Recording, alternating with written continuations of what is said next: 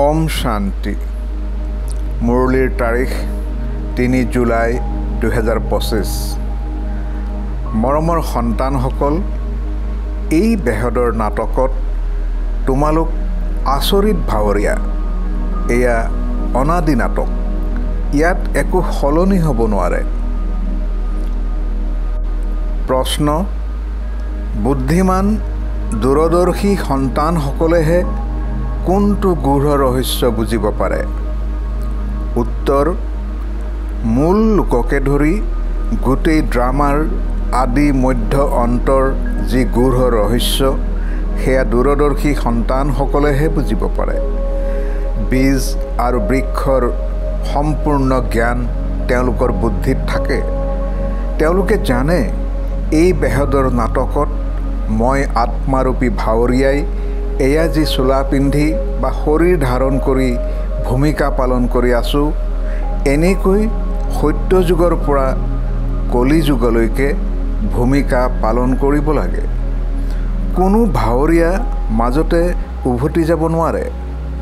গীত: তোনে ৰাত গাৱাই চৌকে, তুমি ৰাতি শুই কটালা। ধাৰণাৰ বাবে মুখ্য সাৰ: 1 নম্বৰ, বুদ্ধি জ্ঞান চিন্তনত ব্যস্ত কৰি ৰখাৰ অভ্যাস কৰিব লাগে। যেতিয়াই সময় পোৱা একান্তত গৈ বিচাৰ সাগৰ মন্থন কৰিব লাগে। পিতাক স্মৰণ কৰি সঁচা উপাৰ্জন জমা কৰিব লাগে। 2 নম্বৰ, দূৰদৰ্শী হৈ এই বেহদৰ নাটকক যথাৰ্থ ৰীতিৰে বুজিব লাগে।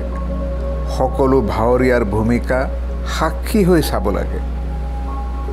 বৰদান: মধুৰতাৰ বৰদানেৰে সদায় আগবাঢ়ি যাওঁতা শ্ৰেষ্ঠ আত্মা হোৱা। মধুৰতা এনেকুৱা বিশেষ ধাৰণা যিয়ে অসাৰ ধৰণীকো মধুৰ কৰি তোলে। কাৰোবাক ক্ষণিকৰ বাবে স্নেহৰ দৃষ্টি দি দিয়া, মধুৰ বচন কৈ দিয়া, তেতিয়া যিকোনো আত্মাক সদা কালৰ বাবে ভৰপূৰ কৰি দিব। ক্ষণিকৰ স্নেহৰ দৃষ্টি আৰু বাণীয়ে সেই আত্মাটিৰ সৃষ্টি সলনি কৰি দিব।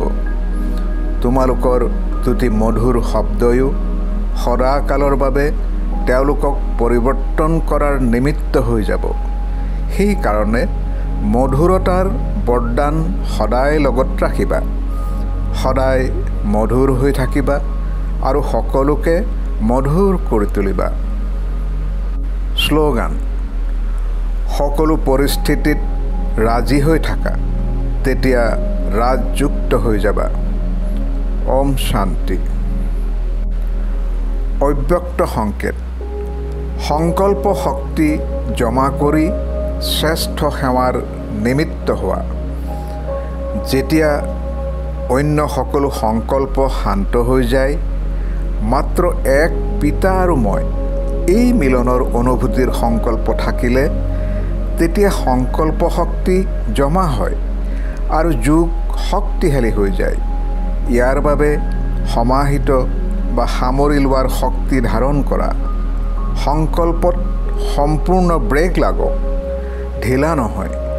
যদি 1 ছেকেণ্ডৰ সলনি অধিক সময় লাগি যায়, তেন্তে সমাহিত কৰাৰ শক্তি দুৰ্বল। ওম শান্তি।